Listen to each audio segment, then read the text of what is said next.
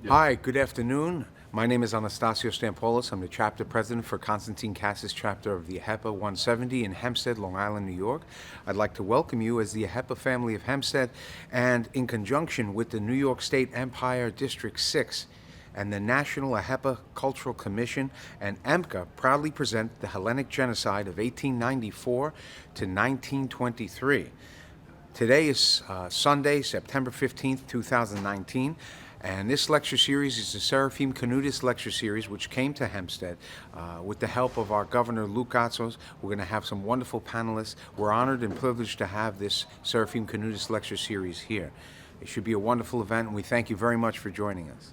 This is Katsos. I'm the governor of District 6, AHEPA, which is the largest district in the AHEPA national and international family. I'm also the chair of the Hellenic Cultural Commission of AHEPA, as well as the president of EMCA and the founder of EMCA. Today we're here to do, for this particular year, the first national Hellenic Cultural Commission event that includes the Katsos chapter of Hempstead and the Hempstead family. It includes District 6 and obviously EMCA as part of the Hellenic Cultural Commission events. This is the first of a series, and it's partly to promote the aspect of the mission that we've given to the Sons of Pericles at the Supreme National Convention in Chicago, which is to take the Hellenic Genocide and go nationally with the concept to attempt to create legislative action state by state in the United States. As we all know, there are many forces which are trying to prevent this legislation from taking place. There's multi-million dollars that have been spent over the decades. There are the genocide deniers, and we are here to basically tell the truth as to what took place so it never happens again. We're also here, obviously, to promote AHEPA, which is the largest organization, Hellenic American organization in the country outside of the Orthodox Church. We're here to promote education, philanthropy, and in particular, Hellenism. When we discuss Hellenism, we're not talking about Hellas, we're not talking about just the Hellenes, but we're talking about Hellenes and Philhellenes, and Hellenism as being the basis of democracy, the basis of Western civilization, and all the aspects of our rights and our freedoms that we hold dear in the United States of America. I'm very proud to be here on behalf of AHEPA. I'd like to thank, in particular, the Supreme President, George Choriatis, and the Supreme members who actually have done so much to help us. Right in back of me is a new logo and sign that they've created, defending Hellenism. This is the first time that this particular, let's say, sign will be used for an event, and we're very proud to be the first. Το όνομά μου είναι Πάνος Stavrianides και είμαι σήμερα ο κύριος ομιλητής και θα μιλήσω για το θέμα της μικρασιατικής καταστροφής. Και φυσικά αυτό συμπεριλαμβάνει και τη γενοκτονία του Πόντου, της Ιωνίας, της Ανατολικής Θράκης και φυσικά το γεγονός ότι το 22 με την καταστροφή της Σμύρνης είναι και το τέλος του ελληνισμού, της παρουσίας 3.000 ετών ελληνισμού στη Μικρά Ασία. Και βασικά αυτός είναι ο τίτλος, αλλά και το θέμα της σημερινής παρουσίασης. My name is Pavlakos. I'm the current Supreme President of the Sons of Pericles today. We're here today with a couple other panelists, of which I am one, to speak about the Greek genocide of 1914 to 23. I'll personally be speaking about ensuring never again, how you can get involved in Greek genocide recognition efforts. We'll be undertaking all year as the Sons of Pericles, getting the Greek genocide recognized and increasing awareness nationally and on a state level. And today we'll be discussing how everyone can get involved with social media efforts, with legislative efforts, and with advocacy to increase general awareness and make sure we have formal recognition of these atrocities. The National AHEPA Cultural Commission and EMCA, we proudly present the Hellenic Genocide of 1894 to 1923. My name is Anastasio Stampoulos, and it's my honor to have the Seraphim Canoutas lecture series here. As president of the Konstantin Katsos family and chapter 170, we thank you, and at this time it's my honor to introduce the governor of AHEPA of New York State, Governor Lou Katsos, who's also the moderator and one of the panelists today who will be discussing the rest of the program. Thank you, Governor Lou. Thank you, Brother Anastasia. My name is Lou Katsos. I'm the governor of AHEPA in District 6, which is the largest district in the AHEPA national and international family. I'm also the past president of AHEPA chapter Delphi 25, which is the largest chapter internationally. I'm the chairman of the Hellenic Cultural Commission for National AHEPA, and I'm also the president of EMCA, the East Mediterranean Business Culture Alliance. We're really proud to be here today to have this presentation. I just want to give you a little bit of background of why we're doing this event. It really started at the AHEPA Supreme Convention in Chicago, which was on July 4th, where we did a presentation. I moderated the panel. We did a presentation on the Hellenic Genocide. And in particular, we did it because the Sons of Pericles had an event a few months before where they talked about the Hellenic Genocide, and it was felt by National AHEPA to in fact encourage the Sons of Pericles to promote the concept of legislative action state by state throughout the United States for the recognition of the Hellenic Genocide. People have spent millions of dollars. I don't want to name the nation that has tried to stop the recognition of the Hellenic Genocide, but millions of dollars over many decades have been spent to prevent the recognition of the Hellenic Genocide. And the task, and today we have someone who is leading that charge, one of our speakers today, the Supreme President of the Sons of Pericles, Pavlakos, who will be speaking to us today about that. A little bit about the name of this particular event. Most people associate the Hellenic Genocide as starting in 1913 to 1922. Consciously, we chose to increase those years because the genocide that was carried on all the Christian people within the Ottoman Empire was related to starting in 1894. And it ended, per the scholars, in 1924. And I'm going to pass around a book because this is very important. It just came out. The 30-Year Genocide. Turkey's destruction of its Christian minorities, 1894 to 1924. This was not written by Hellenes, this was not written by Armenians, this was not written by the Assyrians. This was written by two scholars from Israel. And that's important to note because the recognition now is taking on a different angle. There are other people who are joining us with regards to that. So I'm going to pass around this book. Today we have, just to discuss a little bit about what we're going to talk about, we have one of our panelists, Peter Stavrianides. Peter, please stand up. Who will be talking on Asia Minor, a journey of glory, tradition, and genocide. Peter will be talking about the genocide in general. I'm then going to speak, particularly as it relates in a very small sense, but it's very important for someone to present something on the Smyrna catastrophe, because this is September. And the Smyrna catastrophe took place right now during this time period. It started, the fire of the burning of Smyrna started in September 13. It ended in September 15th. We're right in the middle of the fire in 1922. And my presentation will be Smyrna Mana Keyete. Mother Smyrna is burning. All of you, some of the, maybe not the younger people, all of you recognize where this comes from. Obviously, this was the song by Dalaras. And it becomes very important to the conversation because also within the song he says, "Και οι φίλοι τους χτυπάγανε," and their friends were hitting them.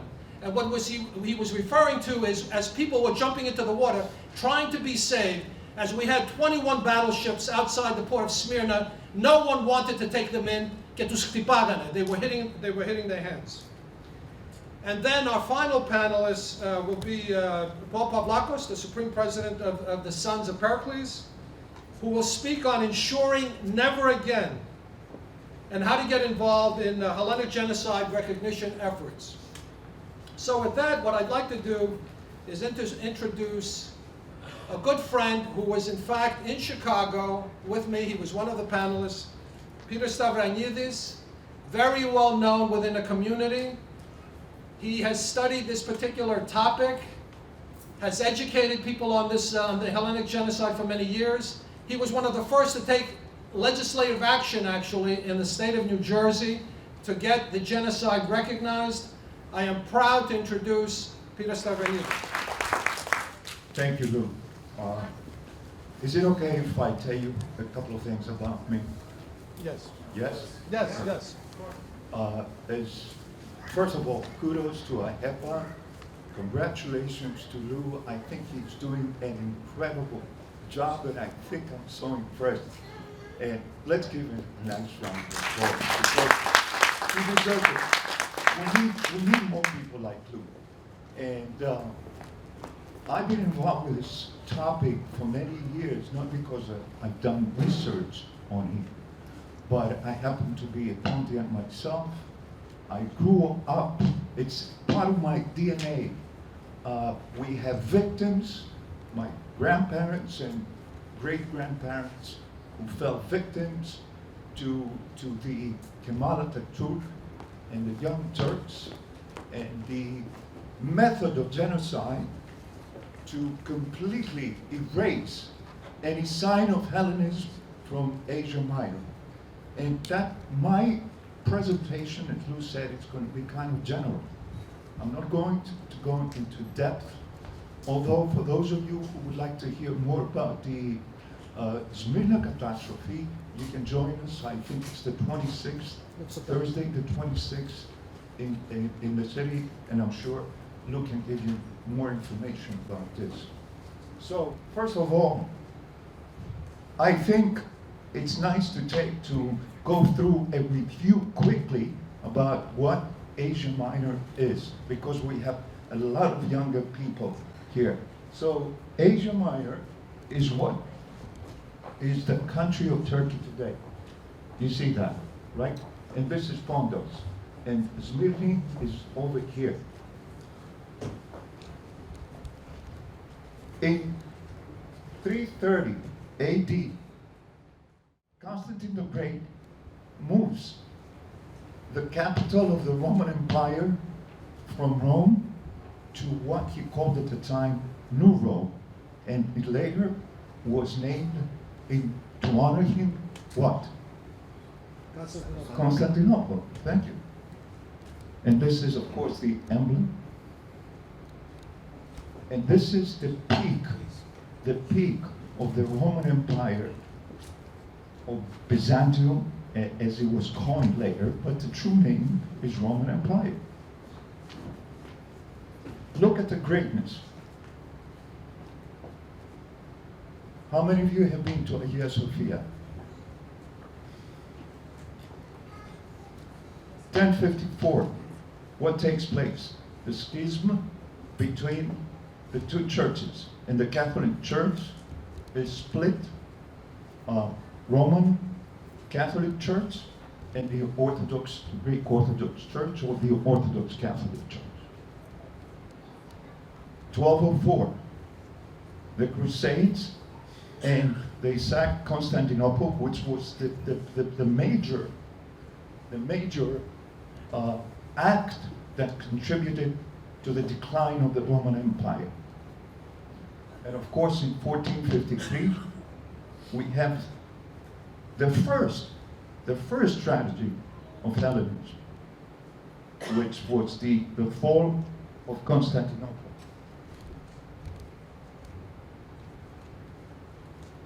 And this is the fall of Trabzon, which was the last empire, Hellenic Empire, that fell to the Turks, 1461. And after that, darkness until 1821, that we celebrate March 25th, η εθνική πανηγενεσία, as we say in Greek. 1912, I'm showing you strategic periods of Hellenists. 1912, the Greek army liberates Thessaloniki. And that's when there's a major decision for Greeks to join the Allies for First World War. And of course, I'm sure Lou, and if you come up Thursday the 26th, we're going to elaborate more on this period. And here's what's happening with the Balkan Wars. And you see this whole part becomes part of modern Greece. And these are the major actors. Venizelos, King Constantine I, and Kemal Atatürk. From the Boran district at sea coast and worked inland to the most remote hamlets. First they started with the Armenians. 1.5 million Armenians, including over 4,000 bishops and priests, were killed in this step of the genocide.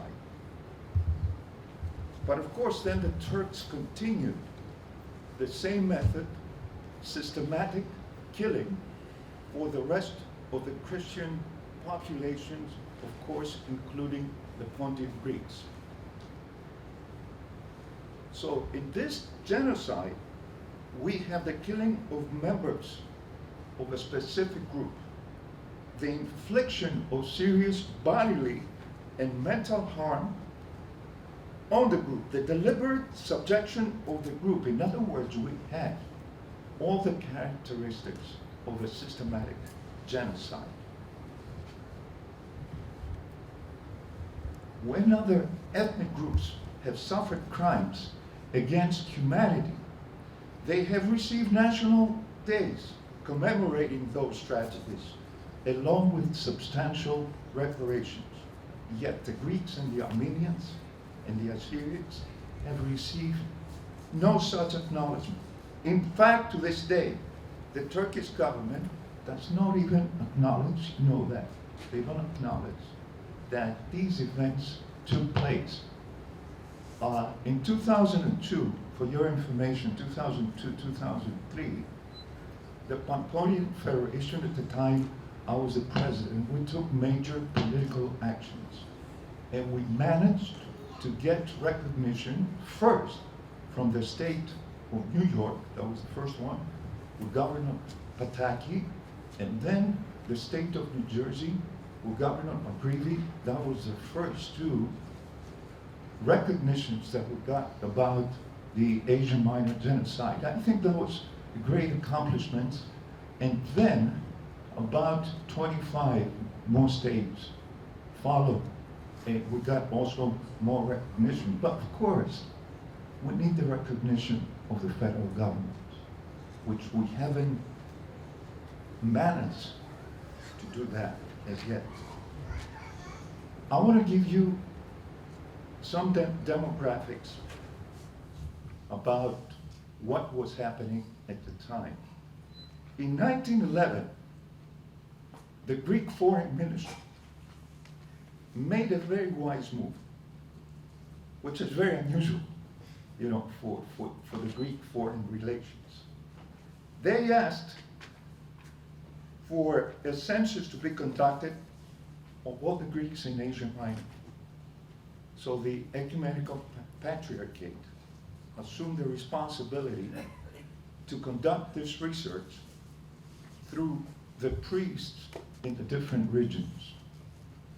So in 1913, Asia Minor has a population of 14 million, of whom 9 million Muslims and 5 million Christians. Among them, Greeks, Armenians, and Assyrians. the region of Pontus contained 700,000 Christians who are Grecophones and Turcophones, and 190,000 Muslim Grecophones, but with Greek identity, and 43,000 crypto-Christians, 43,000. So in 1923, the biggest compulsory exchange of population of history took place as one of the conditions of the Lausanne Treaty. But wait a second. Here's some of the pictures at the same time what is happening.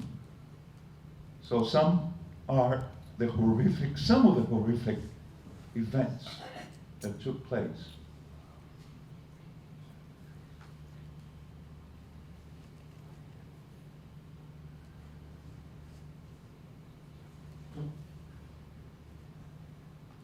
All the elite of the Pontian communities brought to trial and executed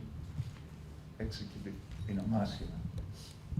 Now, my forefathers are from Trapezus, from Trabzon, from that county.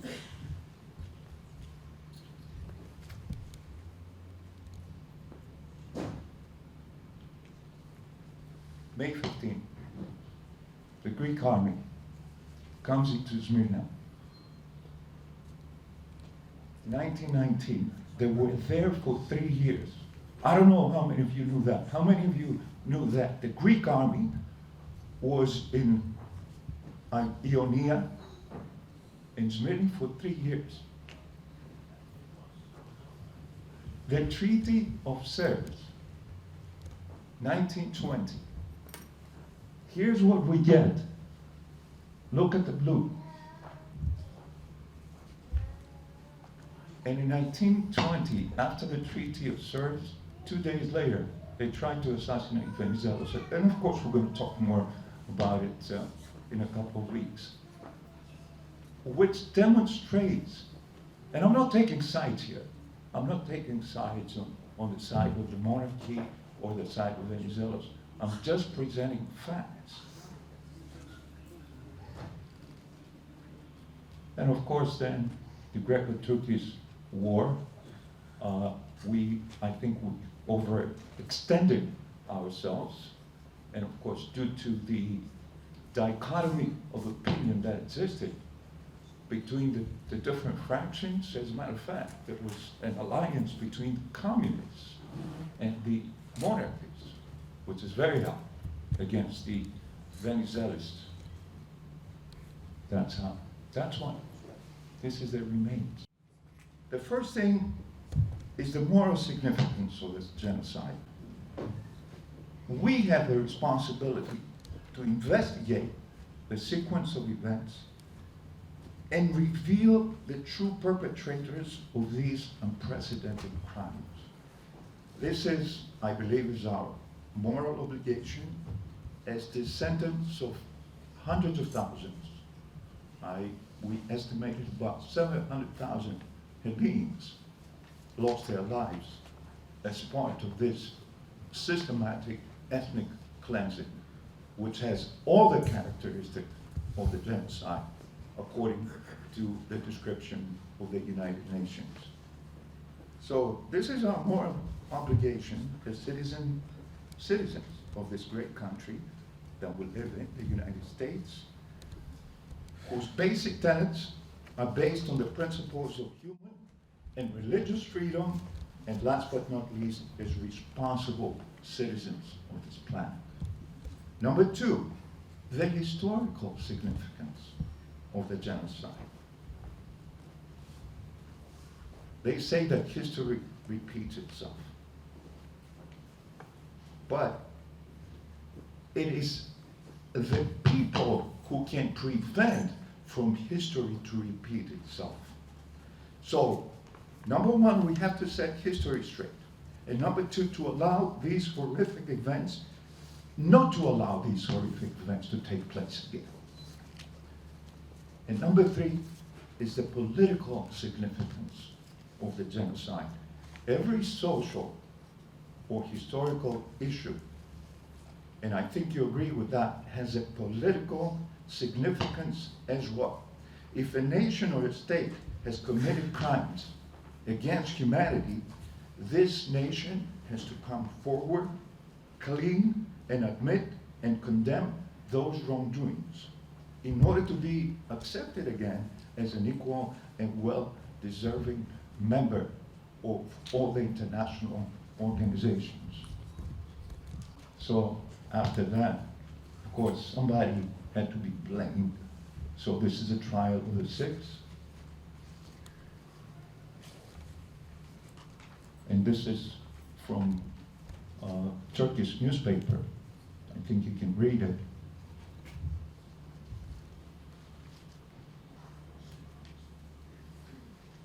And this is some of the proclamations not to allow the refugees from Asia Minor to come to Greece. I want you to, these are true facts.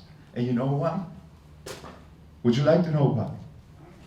They wouldn't allow the refugees because they were afraid that they were going to vote for Venizelos and they were going to lose a majority.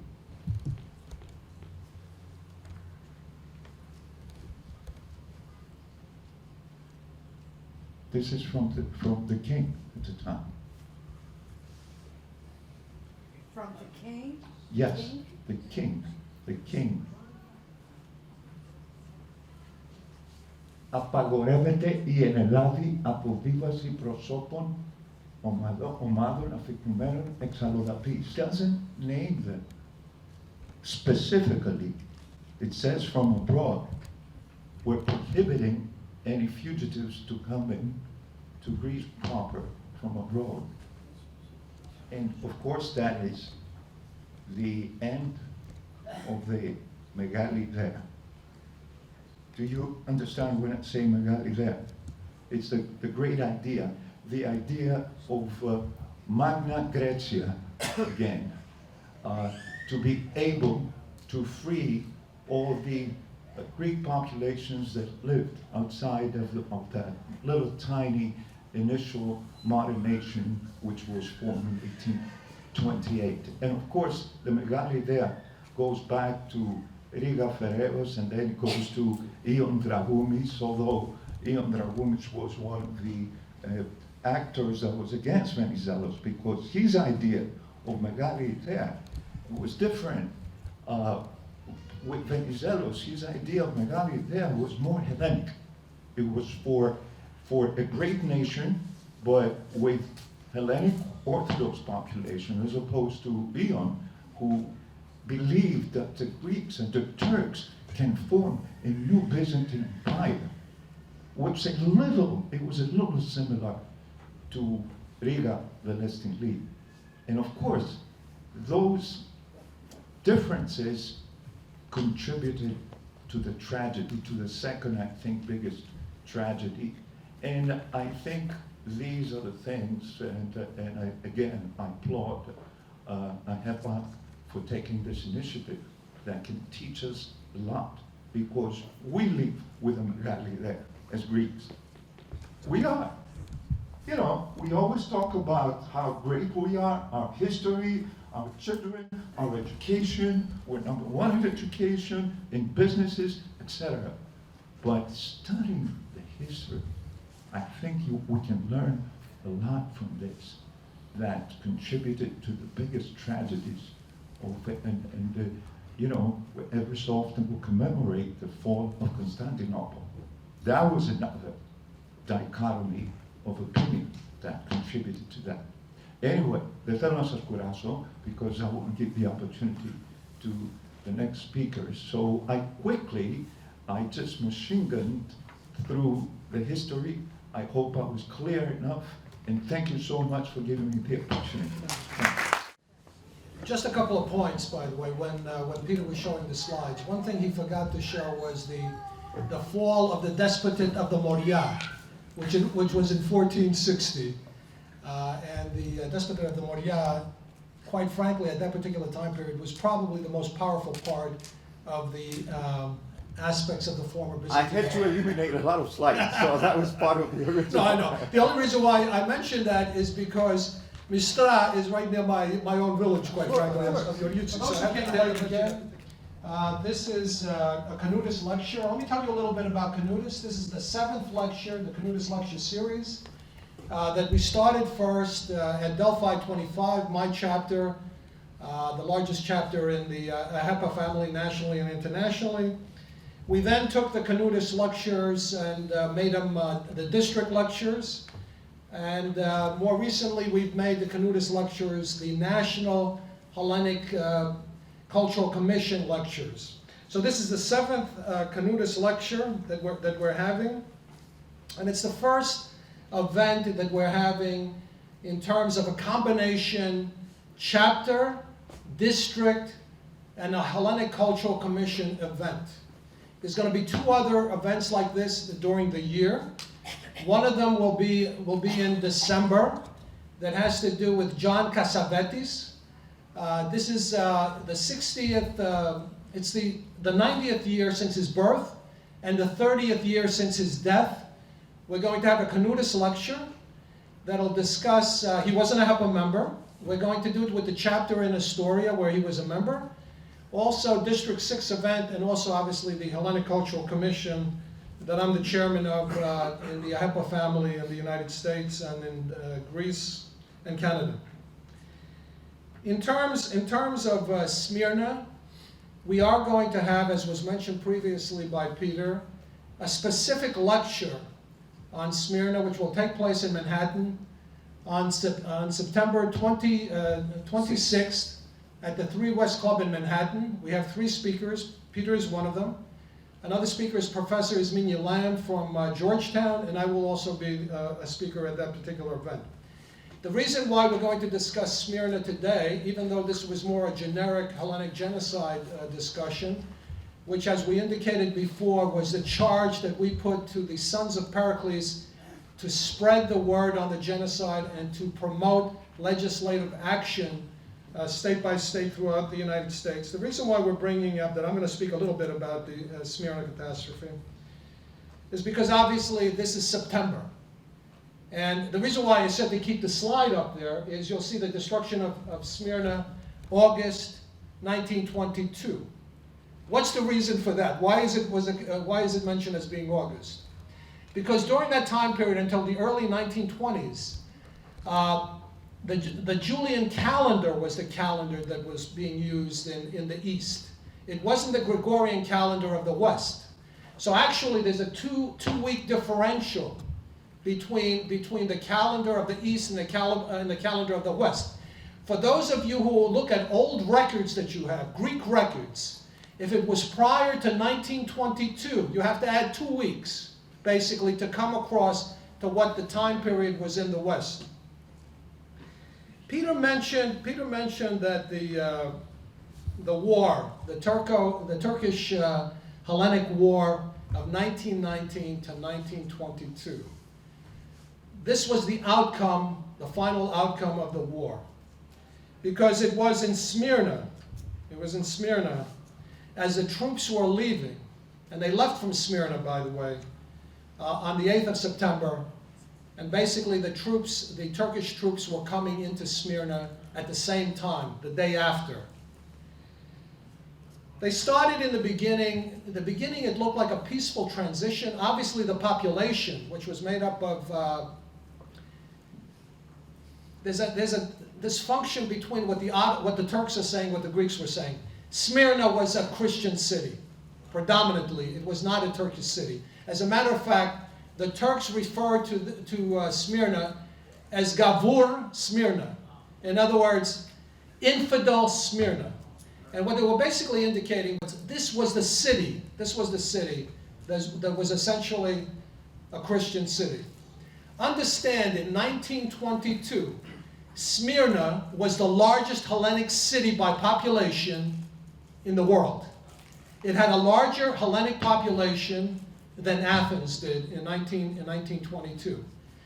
That particular community, along with other communities, Marseille and other communities, were very powerful communities economically, This was a very wealthy merchant city, extremely powerful, extremely well known, with a Hellenic population there for close to 3,000 years. It wasn't a yesterday event. Smyrna was around for 3,000 years as a Hellenic city. The Turkish troops came in. In the beginning, obviously, the population was afraid. The Hellenic soldiers had left. They didn't know what, in fact, was going to take place. As Peter was indicating before, there were genocides taking place on a continual basis. From 1913, after the Balkan Wars, from the time period that they were removing population from towns in the seacoasts. How many people here, by the way, their ancestors were from Asia Minor or Pontus or those areas? Many of you have, the things that I'm going to talk about right now, many of you know it better than I do because you are the descendants. Your parents, your grandparents came from there. They may have mentioned it to you, but in many cases they did not. When people have tragedy, when people have deaths, when they've seen children killed, their fathers killed, their mothers killed, it's very difficult for them to speak about these occurrences. And Peter, by the way, mentioned how, in fact, these populations were not allowed to vote. And in fact, it's not part of this discussion today, but in fact, when the populations were exchanged in 1923, and many of them, by the way, fled before 1923, that they were not treated appropriately and properly, even among their own kind. They were talked about and mentioned as Turkospori. They were talked about and denigrated by being called yaourtofagades, those who eat yogurt, even though yogurt right now is very popular. So what actually took place? After one or so days, mobs took the Archbishop Chrysostomos and tore him to pieces in the city of Smyrna. They started in September approximately 13, actually before that, and they started to enclose, the troops started to enclose the Armenian area in the beginning, and then the Hellenic area. They did not allow the populations to leave those areas. Before that happened, they were robbing houses, they were killing people, they were taking women from their parents and husbands and raping them in their headquarters and things of that nature. I don't want to go into the details because it's going to just aggravate me, quite frankly. But they segregated the area, they enclosed the area, they did not allow anyone to leave, and they planted bombs. They planted bombs around the area. Even though people say, oh, you know, it wasn't done on purpose. Oh, the Armenians started it. Oh, the Greeks burned themselves. This is what people are saying, by the way, the other side. The other people, the deniers, the Holocaust deniers.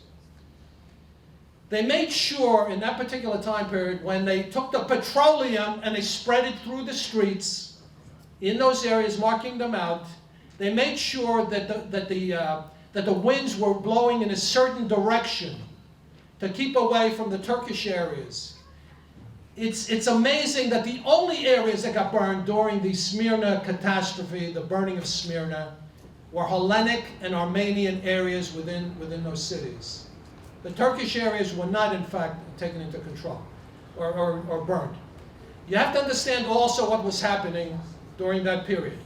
What was happening during that period is as the troops were leaving, the Hellenic troops were leaving, a lot of people from the countryside were afraid. So tens of thousands of people were coming into Smyrna, Christians. They were afraid. They were coming into Smyrna. Many of them went into the quay, what they call the quay, the dock areas. Hundreds of thousands of people actually were there. Some people escaped, okay, the flames, etc. They also ran to the seaport area. The fire, and by the way, as people were trying to run, they would shoot them, they would kill them, etc. They also, not only that, foreigners, some of the foreigners that were there, they also attacked them to begin with. The the troops, in fact, the people that were at the seaside in the port facilities, the Turks surrounded them. They did not allow them to leave. And as a matter of fact, during that period, they were beating them, not giving them food and things of that nature. Again, September 26th, we're going to talk about more in detail about the burning of Smyrna. Good afternoon, everyone. It's my honor to be addressing you today as the Supreme President of the Sons of Pericles. This is an issue that we are very passionate about, especially as what we consider the youth leaders of the Hellenic community, that it is our responsibility and our obligation to make sure that these atrocities are recognized on a formal level and that general awareness and education is increased across our community and across the general public. This is the third presentation I've been a part of right now when it comes to the Greek genocide, and I think the thing that sticks with me always is why the need for all these presentations? Should an awareness of such a terrible atrocity already be at a high level? And frankly, it's not. And so we take our responsibility very seriously to increase awareness, and I think my goal for today is to, in 3 parts, explain why recognition is important. Why do we fight so hard even though we are being targeted and told to be silenced? Why do we fight so hard to have recognition Also, what you need to know to get involved in recognition, and once you have that information, exactly what actions we are taking as a community to get formal recognition and increased awareness. So as far as why recognition is important, and I've been asked this before, particularly by youth members, why do we care this happened 100 years ago? And it's easy to get angry at the question because, you know, it seems silly, but it's true. From a young perspective, especially, if you're not we get less and less tied to our history, and that's something we're trying to correct. So why is this important? Because first, knowledge of our history prevents repetition. Time after time, we have atrocities being committed. Current day, we have atrocities being committed, and our knowledge of what has happened in the past can guide us into a better future. Second of all, obviously, our historic events have a clear impact on how today is being shaped. The Treaty of Lausanne that set up the borders, those borders are now being disputed current day. The rhetoric being used by governments today and by certain individuals today is the same that we heard 100 years ago. Just 2 weeks ago, at a UEFA soccer match, a few antagonistic fans decided to hold up a banner against the Greek soccer team saying, "Can you swim?" Implying, when we burned down Smyrna, you had to flee to the coastline and into the sea. Hopefully you can swim, if not, you'd be drowning. That was let in. Nothing has currently happened. We are pushing to find out why that happened and make sure that that kind of rhetoric doesn't happen again, but this is not something that happened 100 years ago. This is something we're still dealing with now. Third of all, I think, especially in the Hellenic community, it can be very easy for us to have differences of opinion. But when we remember that these events are a part of our shared culture, our common heritage, all of a sudden we understand that we were part of a common attempt to eradicate our people.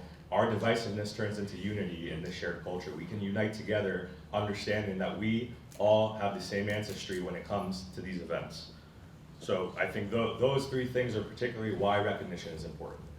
As far as what information is important for all of us to know, not everybody is going to be an expert on every detail of the genocide, and not everybody is going to be a historical expert, but everybody can have a baseline understanding of a few facts that we can spread around and we can discuss. The important thing is that our information is concise and consistent. If we are going to the general public particularly with long drawn out lectures on what happened to our people 100 years ago with every little detail, frankly they will become uninterested because the people who are making these decisions have limited time. So the 3 main facts I think that all of us should take away from this and spread around is that the Greek genocide included multiple regions. It was not Pontos only, it was not Thrace only, it was Asia Minor, Thrace, and Pontos being a subset of Asia Minor. It was a Greek genocide, it was a Christian genocide, it was not a regional genocide. That's important. Estimated 1.5 million Greeks were killed or deported in the 10 years that we are using for our recognition efforts. And to keep in mind that this was a systematic plan. This was not a few events here and there. This was a systematic plan to kill off a Christian minority in a region. I think if we all understand those 3 points, we can be in very good shape to spread this information and to have the proper discussions, each as individuals, because If one person is speaking or 1,000 people are speaking, we have our power in numbers. So even if your knowledge is not expertise level, you can have that baseline understanding to have these conversations. As far as what information we have, once we have information, what are we doing to actually increase recognition? So obviously these educational presentations are a big part of increasing general awareness. We have also, on the SONS level, we have set up, and I encourage you all to visit, sonsofpericles.org/recognition. We have a full recognition page with educational presentations, pictures and infographics. We have databases for you to be able to contact your federal senator, your US senators, your US representatives, and each of your state senators and state representatives. We have a drop-down box where you can look, depending on the state that we are in, you will be able to see. So for example, New York, you can contact your New York state senators and advocate for this recognition. We have a draft resolution that has already been accepted and used in pieces in various states and on the federal level. And so being informed on those and using those documents to help you stay informed and get involved, I think is very important. In addition to direct legislative contact, I want to encourage that we would like to go big, of course. I think federal recognition is what all of our goal is, but no goal is too small when it comes to increasing recognition. If we have a city that we can pass an order to recognize this genocide, we should do that. If we have a smaller state that we can get a state senate resolution passed, we should do that. Whether it's the legislative branch that recognizes or the executive branch, whatever method we can do to get formal recognition is what we need to be doing. And those small steps are going to go a long way towards getting towards the big goal of the federal recognition that we all seek. That being said, in addition to our legislative efforts, I want to stress the importance of media and social media. The Sons of Pericles have been taking very seriously our social media efforts, specifically on Facebook, sharing articles, sharing infographics, sharing current events that relate to this type of rhetoric that we're still seeing. And that's important for all of us to understand that constant promotion is the key to this. We can have presentations, every few months. We can contact our senators and our legislators every few months, but if we are constantly promoting this, we are making noise, and that's why we're going to get the backlash from the people who want to silence us, because we are making noise and we are making progress. So keep in mind that this is a constant and consistent effort. I encourage all of you to get involved. I encourage all of you to ask questions where need be and to reach out to us. Again, please visit sonsofpericles.org/recognition to find out how you can get involved. Thank you. But what took place in Smyrna is an international, unhuman thing that took place that we cannot ever forget, nor allow anyone to forget. Thousands, tens of thousands died. Not only that, ships came later. Obviously, they were sent from the Hellenic Republic and they were allowed to take people. But the Turks took at least 20,000, maybe 30,000 men into the hinterlands of Turkey from that port, where most of them died, for starvation in the hands of the Turks. We didn't talk about it today. We didn't talk about the death marches that took place, how people were taken from Trapezunda and all those areas and brought inland, and they died. We don't talk about the labor battalions that they had, where people, again, died from working, not enough food, and all the rest of that. We're talking about, listen to this, 1.5 million Armenians, 750,000 Hellenes. I'm not sure how many Assyrians. We're talking about millions of people. These armies that came in, obviously they were under the leadership of Kemal Atatürk. Kemal Atatürk was the hero of Adolf Hitler. When the Germans asked, when they were talking about the plans to exterminate and eliminate the Jews, they said to Hitler, how are you going to get away with this? Hitler referred, quite frankly, to Kemal Atatürk to the extent that he said, and who remembers the Armenians? Who remembers the Armenians that were killed? So this is part of 17th, with the final flames being extinguished in September 22nd. And in many cases, this was almost like a myth. It was almost like a myth that people said, and some people said, the Japanese saved us. There was, in fact, a Japanese merchant ship that happened to be coming into Smyrna around that time period where Smyrna was being burned. The captain of this Japanese ship had a cargo of silks, porcelains, and very expensive things. The captain told his men to throw everything into the sea. And as he was approaching the coastline, the Turkish officers told him he better not proceed there or they would fire upon the ship. The captain turned around and said, if any Turkish military fire upon the ship, understand that this is an act of war upon Japan itself. With that particular officer decided to back away, and that particular ship, the Toki Maru, saved over 800 Hellenic people and Armenians and brought them actually into Greece where they were saved. So there is a little bit of humanity. As a final word, I'd like to say, just a couple of things. I did mention I was going to Japan. Part of the reason why I'm going to Japan is I'm going to, besides doing some business, in Japan they're going to erect a monument to Lafcadio Hearn. We did a lecture on Lafcadio last year, that's EMCA. And the reason why I mention Lafcadio Hearn is very important because Lafcadio's mother, Lafcadio's very famous, by the way.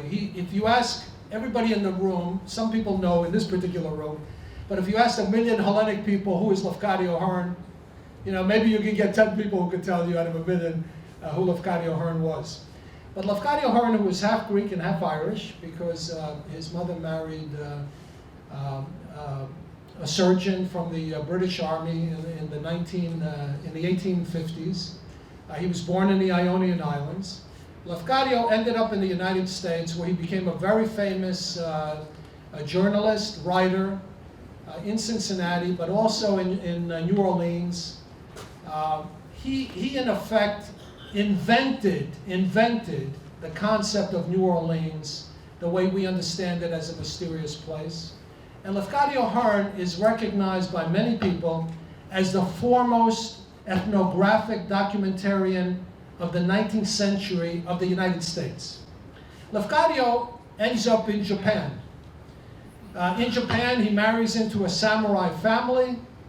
He becomes a professor at what is now the University of Tokyo.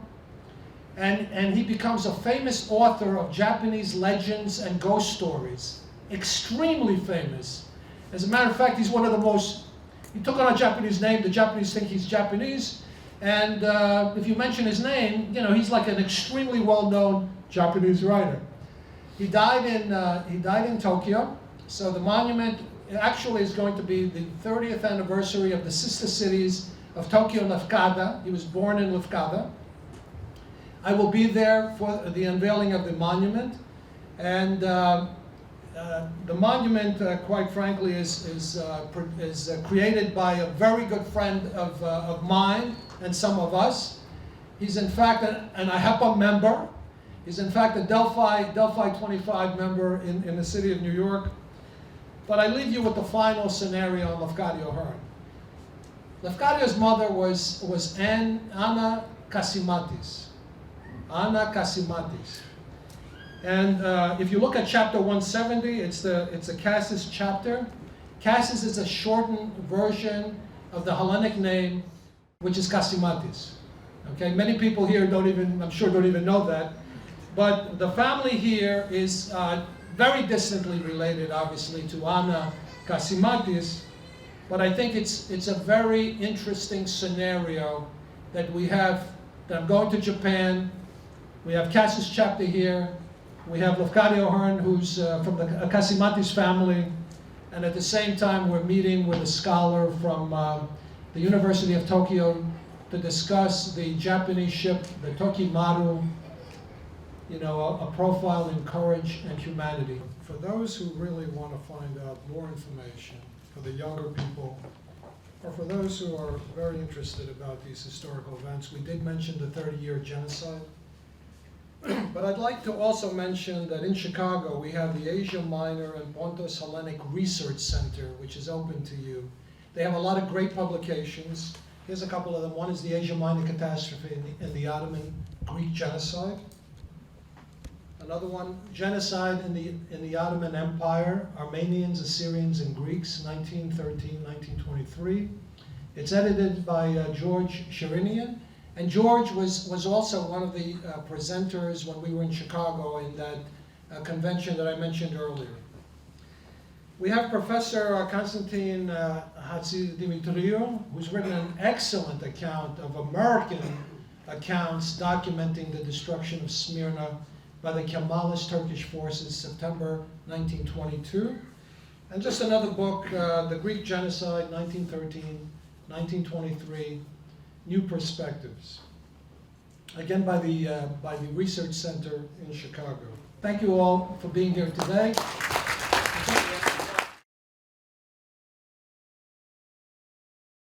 MGTV USA. Οι δραστηριότητες της ελληνοαμερικανικής κοινότητας με βίντεο και πλήρες ρεπορτάζ. Επισκεφτείτε την ιστοσελίδα μας mgtvusa.com. Καλύπτουμε καθημερινά τα γεγονότα στην Ομογένεια.